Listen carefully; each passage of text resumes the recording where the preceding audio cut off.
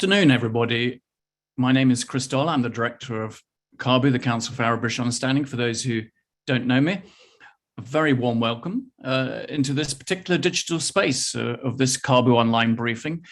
And we're really thrilled to be launching Marc Owen Jones's book, Digital Authoritarianism in the Middle East, Deception, Disinformation, and Social Media.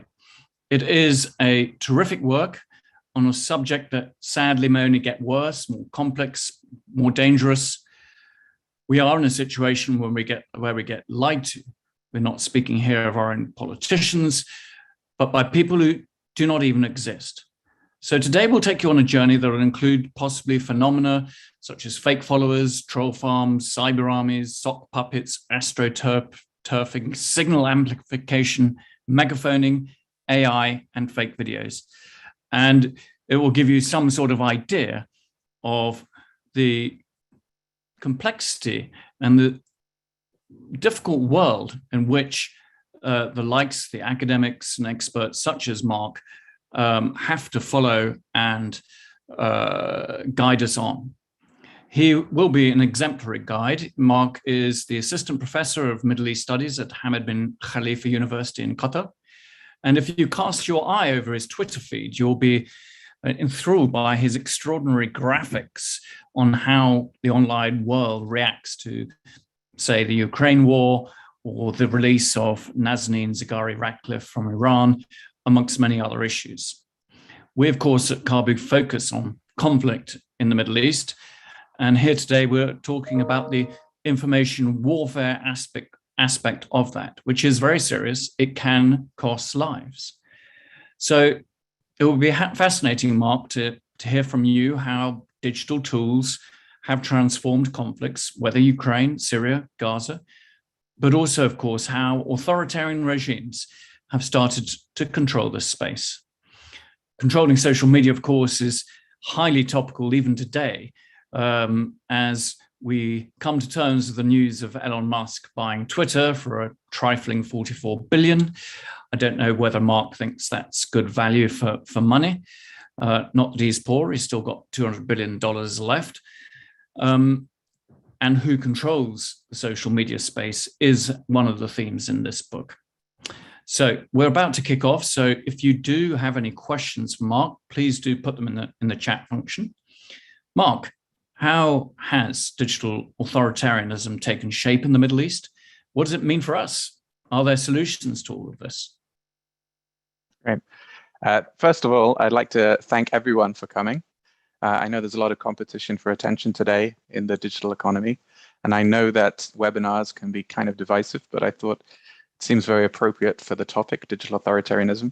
And I'd also like to thank Caabu for hosting this book talk and launch. I'm very grateful to you.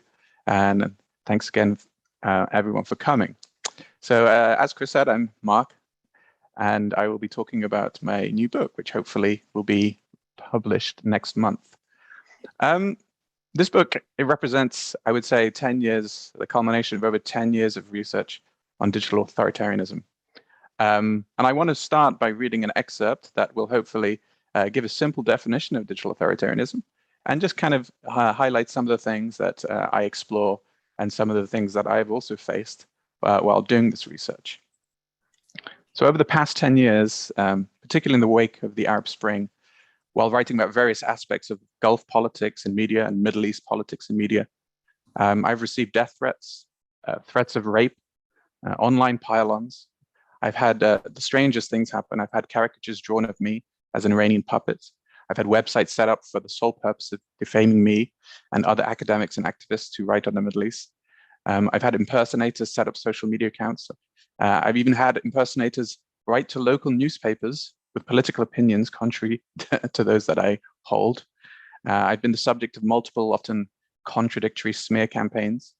If my attackers are to be believed, I am both gay and homophobic, both an Iranian and Qatari stooge, both Shia and an atheist, and at times a Western secret agent.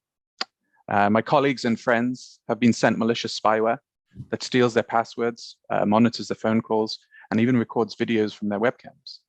I've been banned from entering Bahrain for criticizing government repression online, and even had my Twitter account temporarily suspended after numerous smear campaigns.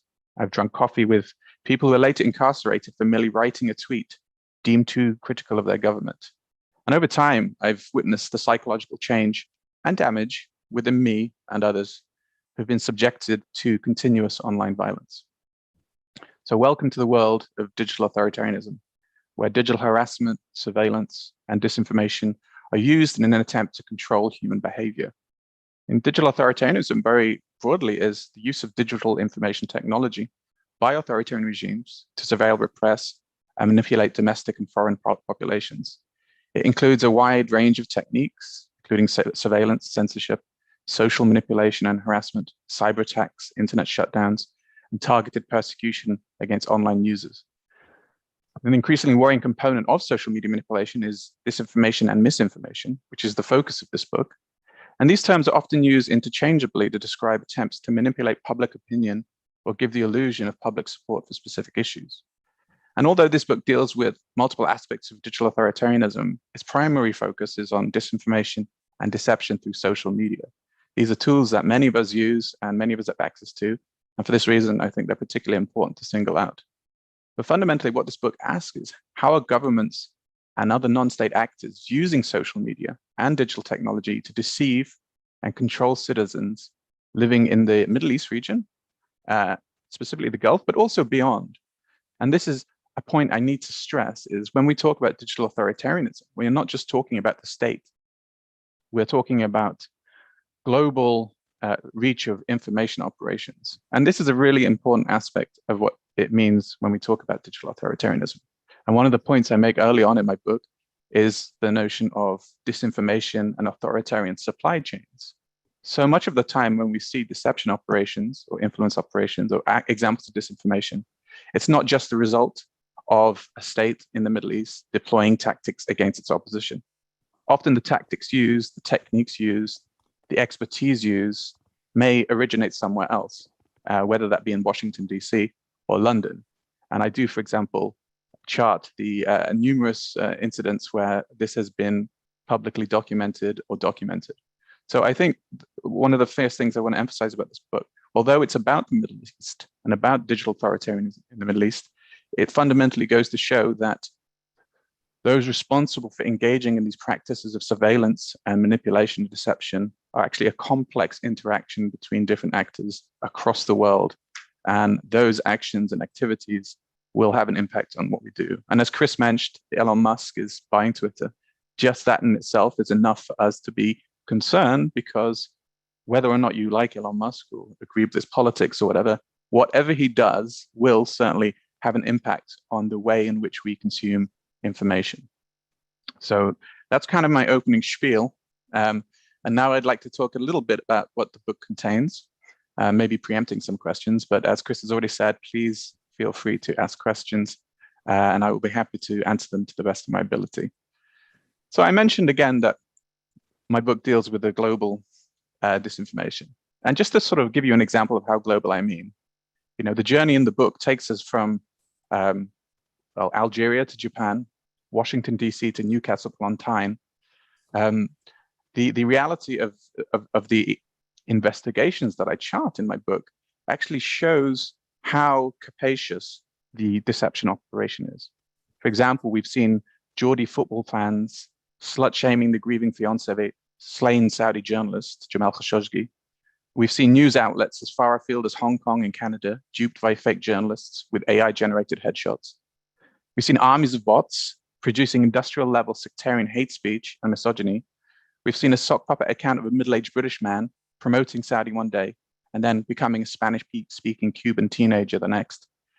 We've seen pro-Saudi accounts manipulating the timeline of Donald Trump. We've even seen an American meteorologist coming back from the dead to praise the Saudi state. We've witnessed American congresswomen smeared as Islamist Manchurian candidates biding their time before unleashing a wave of political Islam across the Middle East. And we've seen ministries flagrantly lie about the results of international arbitration panels.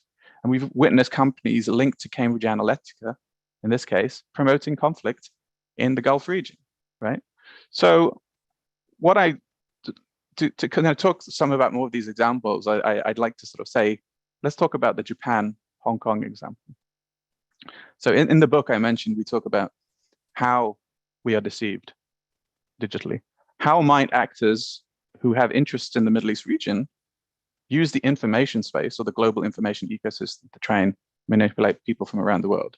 So just as an example, one of the chapters I deal with is titled, "You Are Being Lied to by the People That Don't Even Exist," right?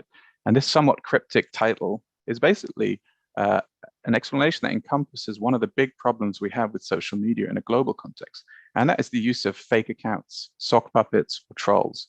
There's differences in these terminology, but I won't get bogged down in them.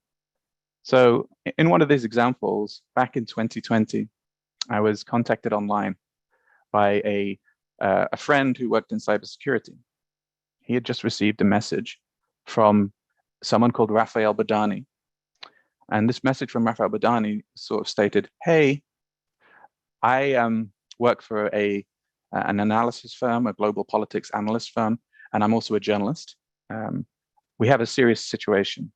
Facebook," everyone knows Facebook, or Meta, depending on what nomenclature you prefer, has created a council that's meant to moderate content takedown decisions online. The idea is that Facebook want to democratize this space somewhat to try and give people more input into what content stays on and offline.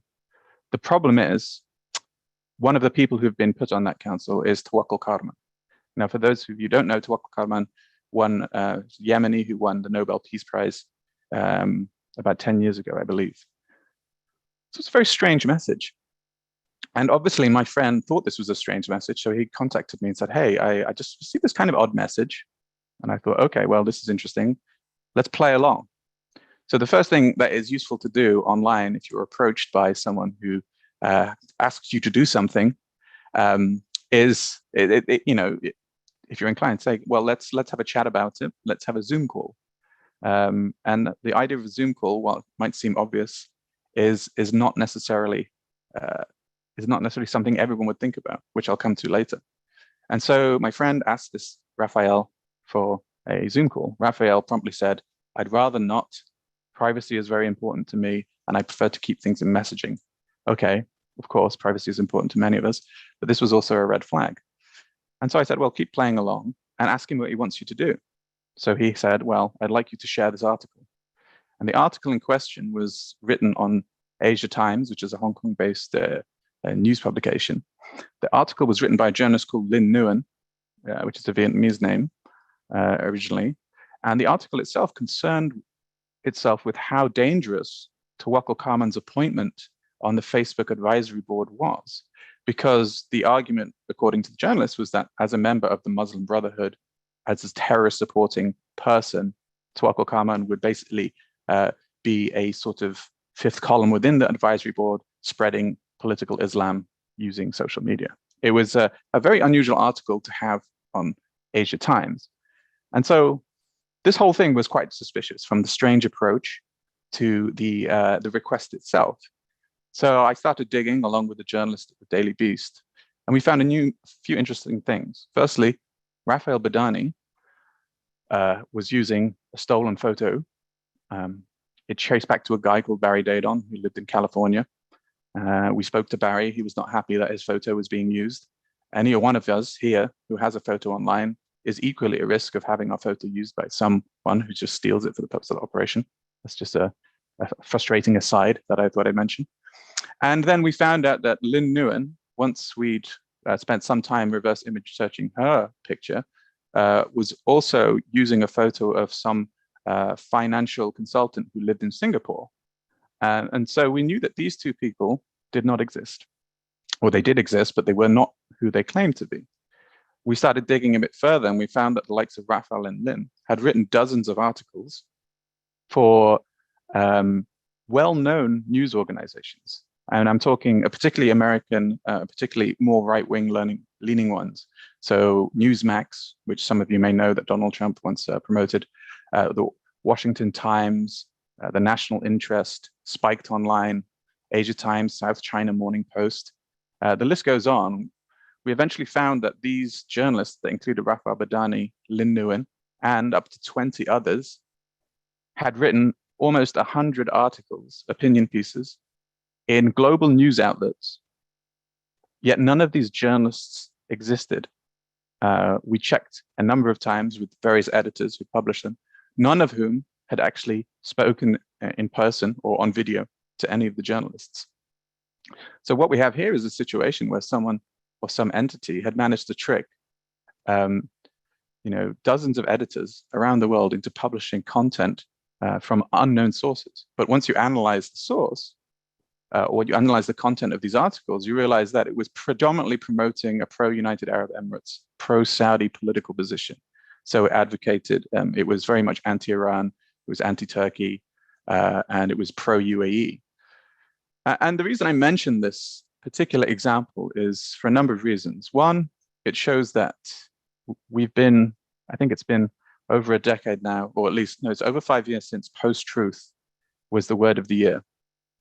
And we talk about disinformation and fake news, I think, more now than we have done previously. It's a common topic of conversation, and journalists in particular pursue stories related to fake news. However, we still live in a time that editors of news organizations are being fooled by what are clearly influence operations of a very basic nature, right? And so what this shows to me is that we actually, despite all this, we are still incredibly vulnerable to the most basic forms of manipulation and social engineering. And for the most part, we don't always know who is behind these operations. And so one of the reasons they say we'll be lied to by people who don't even exist is that Raphael Badani, Lin Nguyen, these other journalists, they weren't who they claimed to be. And at the same time, we also don't know who deep down was actually behind them. We know what interests their articles represented, but we still don't know who they were, right? And this is interesting when we talk about things like freedom of speech, is it's not just about freedom, it's about accountability. Who is actually holding these conversations and manipulating the public discourse and sphere? Because ultimately, we don't know. And this network that I mentioned was active for over a year. So it was there over a year publishing these fake articles.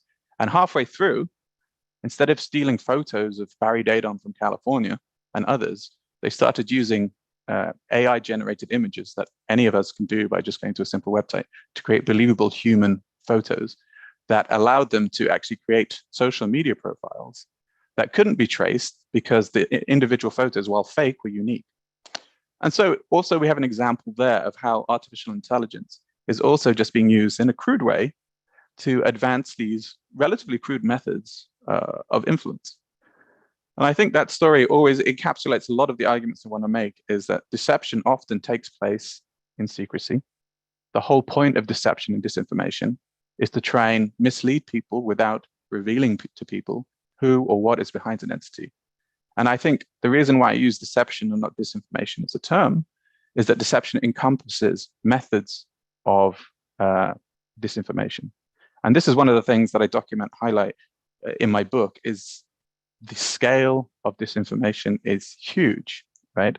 And it's more than what most social media companies would have you believe. And I would say this particularly is the case for Twitter. Twitter is seen as one of the most important political platforms or platforms for political news and influence. And what we've seen in the region in particular is Twitter being weaponized as a tool of propaganda and disinformation, particularly, I would say, by Saudi Arabia and United Arab Emirates, to try and project their foreign policy to both the Arabic-speaking world and outside the Arabic-speaking world. And this is what's another component of my book, is I talk about digital media and social media power. We have different types of power, whether you're looking at international relations or other disciplines. And the whole point of digital power is to what extent can a state use digital infrastructure to either project its power domestically, regionally, and internationally. And I would say, based on my research, Saudi Arabia and the United Arab Emirates are using these tools more than anyone else. And partly this is because of resources. They have high technological penetration rates. Partly this is to do with new policy changes. We've seen the rise of Mohammed bin Salman, Mohammed bin Zayed as becoming particularly sultanistic leaders who have very strong visions of how they want to lead their foreign policy. And so it's a combination of these things that make these states really important in the digital sphere. there's plenty of examples of some of which I document again in detail in the book. We've seen there's currently an ongoing case between the FBI and a number of people with Saudi citizenship who infiltrated Twitter's headquarters to pass on private information about Twitter users back to the Saudi government, and in particular the royal family. So we know that, for example, these governments take social media seriously because you have people reportedly linked to the royal family infiltrating the actual companies themselves to pass on information about digital technology. So there's an argument to be made too that these governments view these as important. We also know that there's so much tendency to focus on China and Russia when it comes to digital disinformation, particularly Russia, particularly at the moment because of Ukraine. But we also know that if we look at, for example, how many Twitter accounts linked to state influence operations have been removed by Twitter, Saudi comes in about 3 or 4, or Saudi and the UAE comes about 3 or 4 after Russia and China. Okay, so Saudi is actually, there's a case to be made that Saudi and the UAE together are a digital media superpower in terms of their ability to use digital media to enact their foreign policy and their various other political goals. And we know as well from doing this, and I know from my own research, that even the social media companies are not fully transparent about the information they share. So we know, for example, if you go on Twitter, who publish state-backed information operations since 2018, they don't publish all the information. We know this because I can audit the information, but there's cases where they've reported taking down more accounts than they've actually published. So there's another issue we have at stake here, is this inability to really know or hold companies accountable. And this is another key aspect of the book that I discuss, and I want to make clear. We talk about digital authoritarianism being the work of disinformation supply chains. You might have a Western company, doing consulting for an authoritarian regime about how to spread specific propaganda. But then you have the technology infrastructure itself. 10 years ago, people were asking, is social media actually bringing democracy to the region? There was the notion of liberation technology. How will it liberate people? And these ideas themselves, the notion of liberation technology, I compare to the notion of the civilizing mission that was used to legitimize colonialism, right? Because the idea that you have liberation technology, that technology is somehow going to be the savior, is actually a really good propaganda or PR ploy, because then it just tells people technology itself is benign. It's without particular value or ontology. But actually, it's not the case. Technology itself is indicative. It reflects the circumstance it was created in, but also it reflects how it's used, right? People will use technology differently depending on the situation. So the argument is, if you have something like Twitter within an autocratic context where freedom to criticize a particular government official is not allowed, then all Twitter will be used for is a form of extending state surveillance. Those who criticize a regime will be arrested, which we know is the case. Even those who do it anonymously will be tracked down by other nefarious means. So how is Twitter or social media necessarily a tool of liberation? Well, it could be, but you can't ignore politics. And this is a big problem, because what we see now with social media companies is them paying lip service to moderating content, but actually what they're engaged is in a form of what I think Nick Cordry calls techno colonialism. And I call this, I apply on this, I can talk about it later, neoliberation technology. What do authoritarian regimes and private companies have in common? Well, the important thing here to bear in mind, authoritarian regimes and tyrannical regimes more so, they want to know as much as they can about individuals in their population to control them. That's the whole reason we have surveillance structures. Well, what do tech companies want to know? Well, they want to know more about you so they can sell that to advertisers. That's the nature of their business model. So while they might have different goals, authoritarian regimes and tech companies actually share similar interests, and they form this strange synergy in this. And so as far as they're concerned, in the so-called global south, these are opportunities, these are markets that can be extracted and monetized with minimal consequences, because there's no regulatory framework and no immediate political pressure to actually enforce forms of regulating the export of these products. And this is not to say that social media should be banned, but if we approach it critically, we need to understand that digital authoritarianism is also founded in this idea that tech companies have come to liberate the world with their tools of social media. And that's another aspect. that I deal with in this book, particularly in the Middle East. And I think there's all sorts of the book itself is very empirical, so it's I've written it to be readable, and there's lots of anecdotes and stories about particular investigations and particular accounts and what they do to try and give people who might not be familiar with the topic sort of a way to engage easily with it and hopefully see the potential consequences and the pervasiveness of this phenomena, authoritarianism and intimidation. So I think that's about 20 minutes. I'm happy to answer questions now. Chris, I don't know if you want to have a closing word, but I know some questions are coming in the chat. Thank you very much, Marc. That was a terrific way of kicking off today's discussion and giving everybody a little taste of your book. Perhaps I could just sort of kick off. At one point in your book, you write that London, like Washington, is the center for laundering reputations and so forth. I mean, how does that work? How are they using digital means to try to remarket themselves or remodel themselves? Absolutely.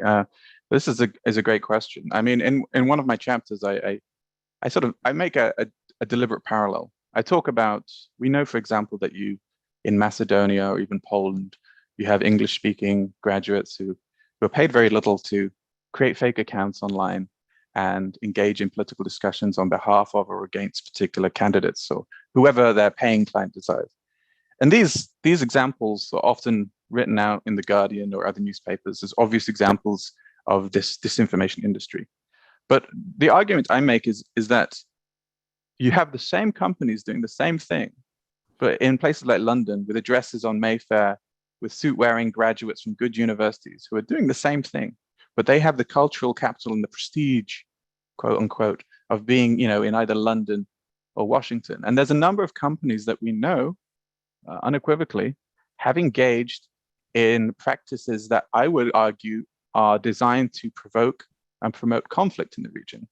One of the examples I mentioned in the book, which beggars belief in terms of how we actually know about it, is a Dubai-based British firm called Project Associates, who worked alongside SEL Social, who were the parent company of Cambridge Analytica, to create a social media campaign designed to promote Qatar as a terrorist.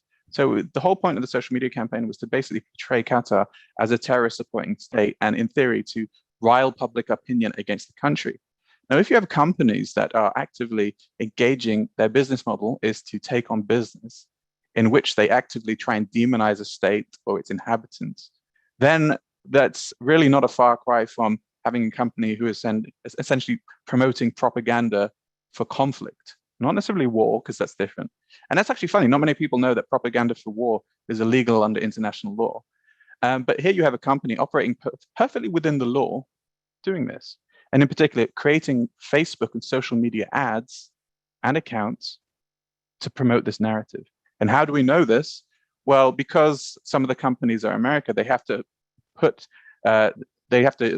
sign the Foreign Agents Registration Act, which many companies try to avoid because obviously it's a big red flag saying, hey, look, we're actually doing work for the state.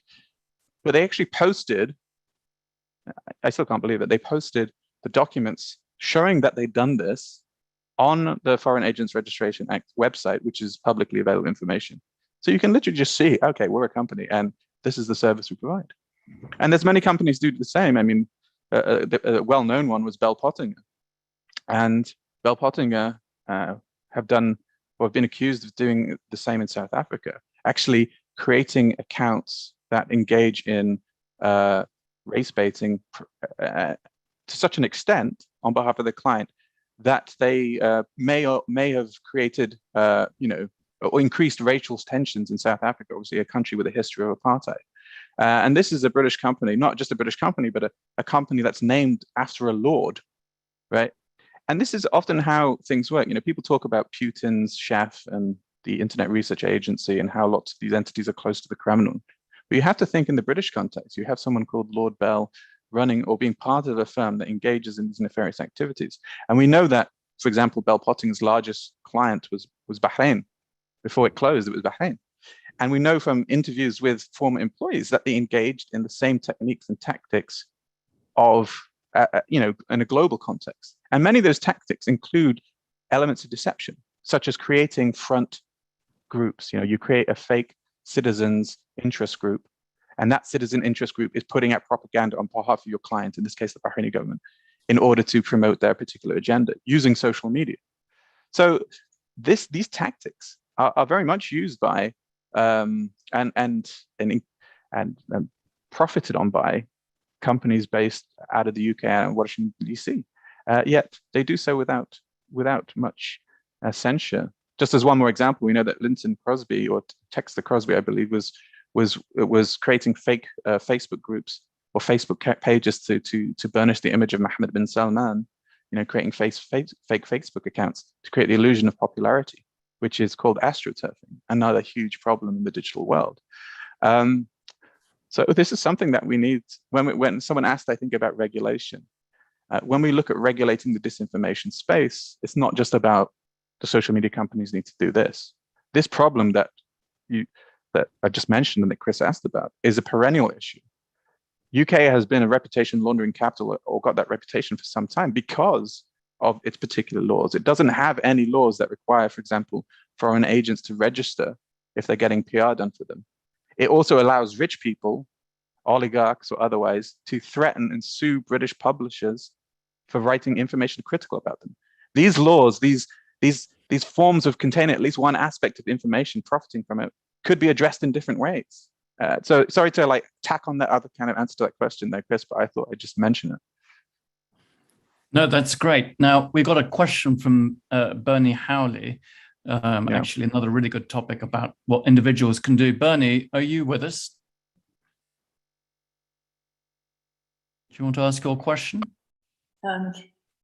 Yes, I am here. I'm not videoing because I've got really bad bandwidth here. I'm just an individual. I'm not a significant person, but I try to do a lot of grassroots work and stuff. And sometimes, I put a comment up and I find it's quite undermined or attacked. And whoever's attacking me, I'm never sure whether it's a real person. How in heaven's name can you work out whether it's a real person or just someone trying something or some element trying to niggle you to get you to vent, which I never do. I try to go back with reasonable comments. Is it better to just ignore something like that or respond to it? And given that free speech is an invitation to converse, and that's what social media allows us to do, it gives us an opportunity to converse. How can one know if they're dealing with a real person or one of these fake phenomena, and should one engage? And is it dangerous to use the term play along when you're just an insignificant? I haven't got the resources you've got to back me up. I just go in there on my own with my elbows out and do my thing in a friendly way if I possibly can. I just, how can you advise little people like me? Thanks, Bernie. That's a really great question. I'm sure, I think I am very much the same as you in the sense that I use social media to interact, and it just became maybe an obsession as well as a profession. So I think that might be the difference. But it's a really important question, and it's something I've wrestled with for a long time. And you're right, actually. I mean, there's no really easy way of determining whether a social media account that you're interacting with is a real person or not, short of meeting that person. Even if you kind of Zoom call them, that's still possible to game, but it's not something you can just say straight away, hey, do you want to Zoom? I've done it once or twice as a joke, and usually doesn't go down so well. So it's hard. And I think my position on this is, which I don't think is a position that everyone should take, because I don't think it's healthy, is that if I'm not convinced someone is real, if someone has an anonymous name or an anonymous picture, or there's no obvious way to tell that they're a real person, whether it links to an external site, and they're being not provocative, but rude or unpleasant, or using ad hominem attacks, then I don't engage. Because if someone acts in bad faith, or someone engages with me in bad faith, then I will just not engage on that basis, but also on the basis that I see so much manipulation that when it comes to people talking about public sphere and freedom of speech, if you are potentially engaging with someone who, for example, could be one of these trolls that works for a PR firm, it's not about freedom of speech anymore. You're engaging with someone who cannot have a dialectical discussion with you. And what they said, that it's not about changing their mind, but in any conversation or good faith conversation, there's ability to exchange ideas and be influenced by other people's ideas in a mutual way. But if that person, for example, is a troll whose opinion is mandated by some company who has a client that wants them, there's no dialectics. It's a bad faith discussion. And this is a problem because we don't know when we might not be dealing with that person. And anonymity brings this. Just as an aside, Elon Musk has said that every human should have the ability to be authenticated on Twitter if he runs it. Whether or not he does this, I don't know. But also, I mean, that leads to its own problems. But I do say that people should have the ability to opt in to being authenticated on Twitter. That would mean someone like yourself, Bernie, if you wanted, you could say, hey, I want to say to Twitter, I mean, or, you know, I would recommend there being a third party who is responsible for a trusted third party, because then being verified as a real person involves someone taking your information. But then at least you could, in theory, have the choice to interact with people that you know are real. It still doesn't obviate that problem, but it might actually obviate it to a certain extent. So I think whether or not you engage, I think that's a choice that you have to make. You can sometimes tell if accounts are fake, but it's not something that you can do on an individual level without committing quite a lot of resources to doing. So my sort of brief test is just to see if they're anonymous and if they have any clearly discernible persona, and if not, I just ignore them because I just don't know. And as you may know from using Twitter, Benny, like you can't always respond to everyone. So how do you prioritize that? And I think it's best to try and prioritize speaking to people who I believe to be real. But at the same time, I think it's important to have those discussions. The problem is, even if people are acting in bad faith and no one's contradicting them, it doesn't matter if they're trolls. That means their narrative flourishes. And so if everyone refused to react to anyone acting in bad faith, it might mean that they just are the ones putting their side of the story out there. But there's another issue with this. Sometimes what we've seen or what we know from troll farms, whether it's the Internet Research Agency or ones working in Poland, you'll have the same organization same organization will create batches of accounts that actually oppose each other. So it's not even always about one side. You might have an organization playing both sides. And the reason for this is actually, I would say, fairly simple. Because if you create enough of a discussion that gives the illusion that this is an important talking point amongst lots of people, it becomes then a valid point of discussion, right? It muddies the waters of debate. And sometimes propaganda or disinformation isn't about just selling one argument. It's about just muddying the waters sufficiently enough for some news organization like the BBC or someone who has, solid reporting standards to say, well, there's another side to the story that we need to report. And because that's how most journalists work. A lot of this information is designed to break out into the mainstream press, and that would be viewed as a success. So, I mean, you're right. It's a very difficult thing to do with Benny. There are no answers because we're dealing with structures we can't fundamentally control. Like I said, one of the issues here is a lot of this regulation lies with an American company, in a country like the US that shies away from regulation. It's a tricky one. So sorry, I'm just, hopefully at least I can reaffirm that you're not alone in dealing with these issues. Thank you. Reassuring. I asked a question about regulation as well. Is it even possible? And I think you've answered that as well. Thank you. Yeah, I mean, it's a tricky one, but yeah, happy to talk more. Thank you, Bernie. Now we've got a question I think rolls on from that, from Alison Coe. Hi, I'm Allison. I'm a PhD student in international security. My question's also very, practically oriented. First, how do academics studying state-sponsored disinformation or digital authoritarianism protect themselves on social media? I know that journalists have a lot of these resources, how to protect themselves from targeted online violence. I presume that the ways that academics, like how we need to protect ourselves, is a little different. Are there resources that are specific to us? And a tangentially related question, if you have time, are there practical implications of the constantly shifting practices of digital authoritarianism on social media for specifically academic journalist interactions or collaborations? Thank you, Alison. In terms of resources to protect ourselves, I think some of the resources some of the resources that we're told about, for example, having a verified Twitter account gives you a few more functionalities that allow you to screen out certain information. I don't think that really works that well. But also, I think one of the issues we have on disinformation, we live in an age of post-truth, and there will be some who argue having a verified Twitter account is an indicator of credibility and reliability.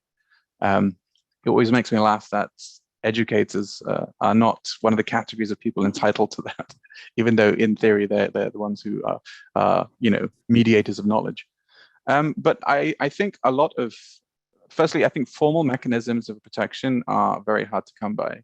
There's case studies, which I know you're probably aware of some of them, where certain people have attacked, usually journalists, and one or two of those cases might be high-profile means of trying to get some form of redress, either through the legal systems or having organizations like CPJ, the Committee to Protect Journalists, to actually mobilize on their behalf.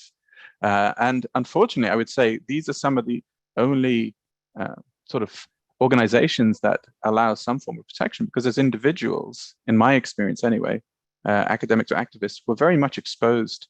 And often the only solution that seems to come by is people will say, mute those who are harassing you, or leave the platform, which, for obvious reasons are ridiculous, because it's like, sure, I'll just be intimidated off the platform. That's a really great public square you have. Or muting them is an impossibility. In one particular case, I remember a journalist had to mute 9,000 accounts within 48 hours because of the harassment they were receiving. It's not a practical solution. It doesn't stop people from actually just making new accounts and doing it, because that's how Twitter works. So I would say no. I think in terms, partly answering the second question maybe, is that there needs to be, I think there needs to be more networks that appreciate the role that academics and activists play in this very toxic space.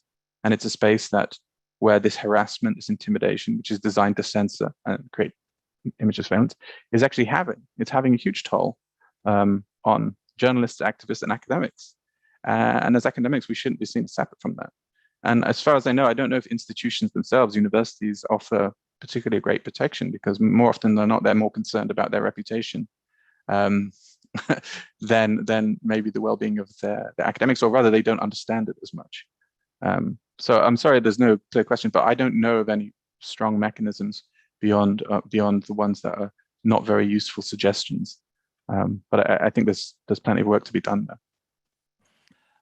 Now, we've got I'm going to have to take a couple of questions together here to be able to get through some of these great questions that are coming in. Sayin Lee has asked, have you spotted any patterns of behavior that might show how a group of accounts work in accord? And then we have a question from Azar al-Masri about, would you liken deception to propaganda, or computational propaganda in this case? And I remember you actually used a word I hadn't seen before called journaganda. I think you're journalaganda in your book. So I'll leave you with those two questions to have a go at. I think those two questions are complementary. Depending on what I'm looking at, a lot of the work I do is identifying networks of bot accounts or computational propaganda, which is just forms of creating automated accounts that spread out propaganda. And I've seen them do this with hate speech and on politics. So the way that you do that, you will often see a bot network will have a specific fingerprint. So the accounts will share something in common that bind them together in terms of a network, whether it's the day they were created, the content, the aesthetic of their actual images. These can all be telltale signs that they're all linked. And this is, it's a form of, it's something that I pioneered in at least one method of community detection. Sometimes it's easier to spot computational propaganda en masse than it is individually. And that's an important thing to bear in mind. So yes, there are patterns. And some of these patterns we know have led to, finding out who was actually behind them. One of the chapters in my book, I talk about Genoganda, which was, it's an interesting case actually, because one of the companies, which is a UAE Saudi digital marketing company, one of its projects was to set up a news site, which is now one of the most followed Twitter accounts in Arabic news Twitter, almost as followed as Al Jazeera and Al Arabiya, Saudi News 50. Saudi News 50 is not a traditional news organization. It was a social media-based news outlet set up by a digital marketing company, the very same digital marketing company that had almost 100,000 accounts banned by Twitter for state-backed influence operations. So just to like rephrase that, one of the most influential Twitter news accounts in Arabic is actually linked to a state-backed information operation, right? So those accounts often had things in common, and they would be basically drowning out Arabic social media with state basically affiliated propaganda. So that's kind of a huge issue. And the second part of that question was, actually, what was the second part of that question now? Sorry, I completely forgot. Yeah, I think that covers it. So yeah, computational and the patterns. I think that's both of those answered. Thank you. Great. We've got a question from Michael Khabir Zaytoun. Wants to know really, I suppose, to dig a little bit deeper on social media anonymity. And, you know, at times, of course, you can argue this is vital for people living in authoritarian regimes, but it's also a way of, you know, hiding your identity for other reasons. What do you have? You've already spoken a bit about this, but. I think anonymity needs to be a choice, right? You should be able to choose to be anonymous. And by being a choice, that means you also need to choose to be, say, I'm a real person. I'm just a human boy. And this ties in with what I said to Bernie, is that people, if they want, should opt in. They, you know, people willing to take that risk, or who don't feel that they are a threat from authoritarian regimes should be able to do that. But, you know, one of the issues is that even with anonymity, we've seen that, you know, the example I mentioned of these Saudi Twitter spies infiltrating Twitter is that authoritarian regimes will find ways to try and undermine that. And one of the issues that we haven't talked about in a great deal, but is hugely significant, and obviously I talk about it in my book to a large extent, is the role of spyware. You know, if you're deemed to be a threat enough, authorities will commit certain resources to you to trying to find your identity. And so all you can do is try your best to be anonymous. Anonymity, while a choice, is never guaranteed, no matter what the system. So I think people should have anonymity. The issue is going to always be, to what extent is your anonymity protected, not just by your own personal digital hygiene, but by the mechanisms that you know, guarantee your information. How safe are those entities? And I think, you know, anonymity is also about trust. Do you trust the platform enough to be anonymous on it? And I think one of the, you know, the scary things about the infiltration of Twitter is that if you suddenly think that, wow, my government can get into Twitter and find my information, nothing is safe. So anonymity and use is about trust. If you don't trust those platforms anymore, anonymity becomes a kind of a sort of moot point. So I do think people should have that right. You're never truly anonymous, especially with zero-day hacks, but people should also have the choice to be verified. I think, yeah, that's a good question there, but it's a perennial issue. Marc, there are a number of questions about how governments should involve themselves in this space, wanting to protect people in that sense.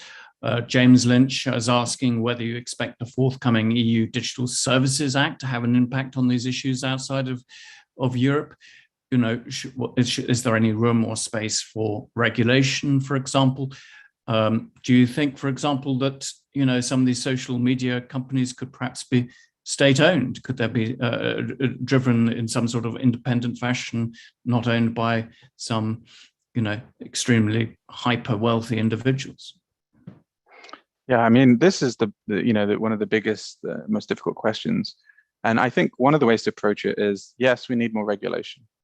But that regulation might not always be the regulation necessarily that people imagine when we talk about regulating social media companies. I mentioned the example that one aspect would be to tackle these PR firms or reputation laundering firms, because that in itself would address one of the problems we have in a different aspect of the pipeline that creates disinformation. But in terms of the new act, yeah, I think it will solve some of the problems. I do think there is scope for regulation. We've seen it to an extent in Germany, having some effect. The regulation will always be abused by bad actors, almost certainly. But I think there is an element where what we'll see, I think, is about, like, let's say Elon Musk, when now he's bought Twitter, his kind of vision, if realized, will be very interesting, because he is a self-described libertarian who has a very, I think, his view of free speech is concocted from his very specific bubble. I don't think he has any idea of the extent or the dangers of hate speech, or the extent to which platforms are weaponized, especially outside the United States. So I think what that will lead to, possibly, is another resurgence of really dangerous online content. And that will force national governments to take more of a hand in trying to regulate the platforms. Because at the end of the day, if the US government is unwilling to do it, and you have someone who's making that organization more reflective of his own personal attitudes, then it's going to, but it's a global platform, it's going to create problems. So I think national governments will have to step in, because we might see a resurgence or even more use of hate speech and platform manipulation. But I think when it comes to, there's certain things that I absolutely think require interventions, whether it's hate speech, speech for violence. I don't think people should be allowed to use those platforms to allow money to disproportionately influence the public conversation. So I think there needs to be regulation in those forms as well. The idea that a PR company based in Mayfair can suddenly try and distort conversation by astroturfing, by creating loads of accounts, I think should be something that should be regulated against. That's an example. So I think there are examples of things that can be regulated. They'll always create new loopholes, but there's much scope. Mm-hmm. Now we've got a question from Bill Law, just to sort of go to one example. Can you expand a little bit on how social media was used in the takeover of Newcastle United Football Club? I mean, in fact, you have quite a bit about football in your book, so maybe a chance to touch on that a little. Yeah, I thought the football angle was quite an interesting one. The reasons I talked about the takeover by the public investment fund of Saudi Arabia of Newcastle United was a very interesting case, because what it showed, firstly, was that, I identified that there was several fake accounts engaged in promoting the Saudi takeover of Newcastle, the PIF's takeover of Newcastle. And in order to do this, those accounts would use cultural competence clues to suggest that they were Geordies, like British. And what you have is a case of some bad actor trying to manipulate a specific community, in this case, Newcastle football fans, and infiltrate that community online with particular messaging points. So in theory, you have some body in the Middle East actively targeting football fans in order to promote Saudi foreign policy, which is very interesting, because you're tapping into a very emotive thing, which is supporting football club to try and project your foreign policy, which is, obviously, when in terms of influence operations, is potentially very problematic. And so, I saw a lot of these, and we don't necessarily know who's behind them, but we also know from other reporting that there's been companies who've been, companies who've been implicated in selling essentially services that would, for example, in the case of the World Cup, get the World Cup stripped off Qatar, right? So we know that there's companies who do that. There's this whole industry of trying to influence the commercial interests of certain actors. So the football one, I think, was the Newcastle one, I think, was particularly bad, because it just shows how vulnerable. I mean, there's a notion of information sovereignty, which is, to what extent do states or other groups are impervious to outside influence? And I think when it comes to something like football, when you have people who want their club to do well, and the way to do that in the capitalist system of football is to basically have money, is that you're going to create these sympathies between authoritarian states and communities in the UK just by using the resources. And that's from what we know. I think the important thing to always remember at these things is that we probably always see the tip of the iceberg. This information that we know is always the tip of the iceberg. and the things underpinning this are much deeper. I think for me, it was shocking to see, Newcastle football fans talking about, the wife of Jamal Khashoggi, talking about as if she was her, this awful woman, and using horribly derogatory and misogynistic language about someone who was obviously a grieving widow, just because they were buying into this narrative supplied by whoever was trying to ease over the sale. Yeah, it's quite shocking. Marc, a question I think would fascinate everyone. This is one actually I asked you actually when we met, but really, what sort of methodology do you use? What sort of tools and software when you're analyzing? Because the whole of your book is full of analysis of thousands and thousands of tweets. How do you go about doing that? Well, I mean, so yeah, a lot of the computational analysis is techniques I've pioneered over the years. I'm not a coder. I would say I'm technologically literate, but I generally try and use easily accessible software. So I use things like Gephi, which is a network analysis tool. I use Node Excel to import tweets. As an academic, I have access to Twitter's API, which allows me to download a lot of tweets. And then I use visualization tools like Tableau. So all the techniques I use generally are through publicly available platforms, in some cases free platforms. And the forms of identifying bots, it's not always easy. You can't just say, sometimes people say, hey, Marc, can you find the bots on this hashtag? I was like, well, not always, because sometimes they're more obvious than others. And in computer parlance, it's anomaly detection. Usually you're looking for certain fingerprints, as I mentioned, from groups of accounts that will indicate that this is some sort of info operation. One of the examples I always use, if you visualize a hashtag and all the accounts active on a hashtag, you could put in a graph used on Twitter metadata. You can see when those accounts were created, right? Because Twitter's been around since 2006. So on every hashtag, you'll have, say, 3,000 accounts, all of them created on different dates. But sometimes you'll see, for example, that on one day, 1,000 accounts were created, whereas the average accounts created per day is like 5. So that anomaly would then warrant further investigation. Then you look at those accounts and see, well, yes, they will also share these other traits, and they're likely to be fake. Or they could be tweeting from the same app, tweeting in a very short time span. There's different techniques, but these can be determined using things like Tableau, Gephi, and other tools like that. Well, thank you for that. I think we're going to draw this online briefing to a close now. I mean, you've covered an extraordinary amount of ground, Marc, and thank you for that and for everybody's questions. But before everyone goes, and I properly thank you, just to point out, we have a number of events coming up, including, and Joe, my colleague, has kindly posted them in the chat. The details are all there. We've got an event on Thursday about diplomacy in the Gulf and what is happening there with a great panel. We got another on the 5th of May on Libya this time with Ian Martin, who set up UNSMIL, the UN body in Libya. He's bringing out a book actually on that subject. Both I think will be highly worthwhile. Do please attend those. And for those who aren't members, please do join. Please do join, Caabu. We'd love to have you on board. And Joe has also put in the link to membership, sign up there. But it remains for me to thank Marc and to remind you, I think the link to the book, which is coming out. Do we have an exact publication date, Marc? I believe it's the 26th of May. 26th of May. So put that in your diaries. And you can buy it at the Caabu bookshop and pre-order it, no doubt. But it is really worthwhile. I enjoyed reading it.